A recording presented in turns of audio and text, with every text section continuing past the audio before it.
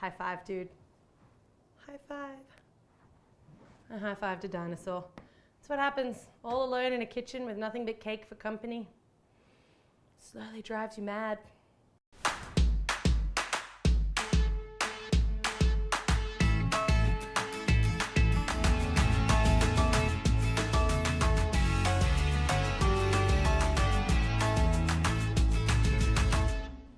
Hey guys, welcome back.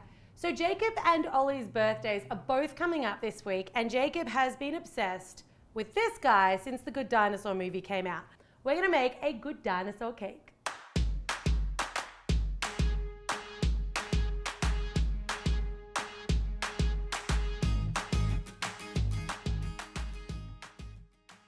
The things that you're going to need to make your Good Dinosaur cake, I'm using 3 6-inch chocolate mud cakes. This is my mud cake recipe from the Sweet Celebrations cookbook, which I'll link to down below, but it's also my favorite recipe that's on my blog, so I'll leave a link to that post. I've got an ARLO the Dinosaur figurine. Mine's plastic and posable, so I'll leave a link down below to where I got this one from. But if you guys are looking, you want the one whose arms and legs can actually move. I've got a 12-inch cake board, a small 6-inch wooden tree stump cake board. You can buy these online, it's not a must-have. I just thought it kind of added a nice rusticy touch. I've got 4 quite fat plastic straws, 2 6-inch cardboard cake boards, a double batch of my chocolate ganache. I'll link to the recipe below. I've got some candy rocks, so you can generally find these little candy pebbles that have chocolate inside, but I also lucked out and found some of these awesome jelly bean candy rocks. I'll link to them again down below. Chocolate Pocky sticks, some green fondant, and I've got some candy melts in dark, milk, and peanut butter flavor. You just want a variety of shades for your candy melts. First up, ARLO, we've got to cover our cake board. Let's cover our cake board. I always like to cover my boards because it just adds a bit of color, so I'm just going to sprinkle down a little corn flour, roll out my green fondant really nice and thin, and then I'm gonna lay it over the board as it gets to about the right size, and I'm just gonna roll it out until it's basically the same size as the board. You can add a little bit of water underneath your fondant just to help secure it in place. And then I'm gonna use a knife, and rather than cutting around the outside edge, I'm kinda just gonna rub the knife's side along the edge of the fondant, which will help it really neatly come away from the board. And it's not gonna tear, it's just gonna kind of break off softly. From boring black to glorious green. Now we've got some grass for our entire Good Dinosaur cake to sit on. Now we're gonna carve our cake. So you wanna take a serrated edge knife, and I'm gonna start by just shaving away the very, very little bit on the bottom, and then carving away the top. So anything that's rounded or raised on top, so you end up with like a nice flat cake. Divide each cake in half, so you should end up with 6 6-inch round by 1-inch high chocolate mud cake layers. I like to carve my cakes while they're either really chilled or semi-frozen because they carve and stack a lot easier. Take your first 6-inch cake board, and I'm gonna put a nice generous smear of ganache on the board, and then I'm gonna put down my first layer of chocolate cake. I'm gonna spread a generous amount of ganache in between each layer using my offset spatula, but when I get to layer 4, so chocolate cake ganache, all the way until your 4th layer of cake, you need to add a little bit of structural support. You're gonna take 4 straws. You can also use wooden bamboo skewers here or wooden dowels. You wanna push them all the way in 4 separate locations around the center, almost making like a small circle of straws on the inside of the cake. I particularly like these plastic straws for kids' party cakes because I know to remove them, but with the bamboo skewers, they're kind of sharp and pointy, and I would hate to have a piece of that break off in a children's cake. Snip off your straws to size, and then I'm taking a smaller board. You can either cut down one of those other 6-inch cardboard boards, or I actually have this little 4-inch board laying around, so I'm just gonna use that. Spread ganache all over the top of the straws and then pop down your cake board and secure everything in place with another layer of ganache before continuing on with stacking your cake, ganache, a little more cake. Because my cakes are really nice and cold, the ganache in between each layer is set really quickly. But if you find that your cakes are sliding around on top of each other at all, put that cake in the fridge for about 15-20 minutes to let all of that chocolate ganache set, which will make the next step a lot easier.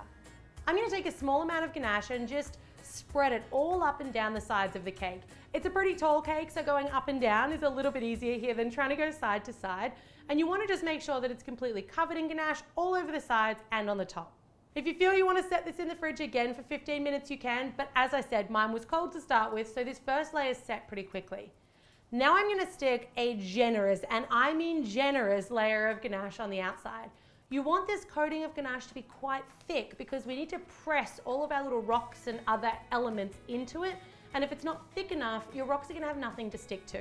I'm just gonna use a metal ruler to kind of scrape back and get my cake relatively even. It doesn't have to be perfect at this point because this thing is literally covered in detail, so don't panic about sharp edges, flat tops, or straight sides too much. Just get it to a basically tall cylindrical shape. At this point, I'm gonna move my cake onto that little 6-inch tree stump cake stand. I'm gonna smear some ganache straight on that tree stump board, and then I'm gonna very carefully lift my cake, place it down, and I'm just gonna support it very slightly on top of the cake because it is kind of top heavy and can feel a little bit wonky before placing it gently onto the cake stand. I'm not gonna get you guys to put your cake into the fridge at this point because we need that ganache to be nice and soft so we can stick all of our pebbles and rocks and pocky sticks and everything into the side of it. So let's start with the base layer. I'm using chocolate pocky sticks, which are basically small breadsticks coated in chocolate, and I'm just gonna snap them off haphazardly and poke the ends in all around the very, very base, about the bottom 1/2 to 3/4 of an inch of my Good Dinosaur silo. Don't be tempted to eat all of the ends of the sticks because I promise you, we use 6 packets of pocky for this cake and you will need literally every single one of them. Apart from a couple that I might have nibbled on. Just a couple.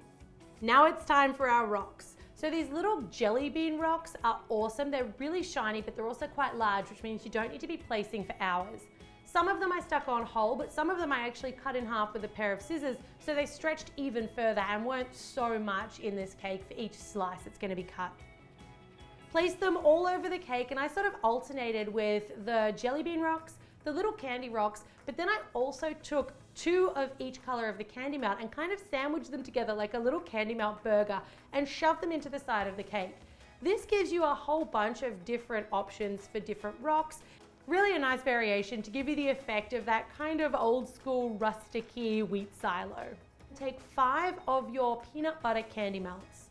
I'm gonna turn them around so that the flat side's facing forward, and I'm gonna put them 3 at the bottom and 2 at the top. These are gonna make the flat rocks that the dinosaur family put their little paw print marks on. Once you've applied your candy melts, you can keep going with those rocks until you get to about 1 inch away from the top of the cake. You want to stop there because we need a little bit of space to apply more pocky so that we can get the kind of sticky outy straw bits that are at the top of the silo to match the bottom.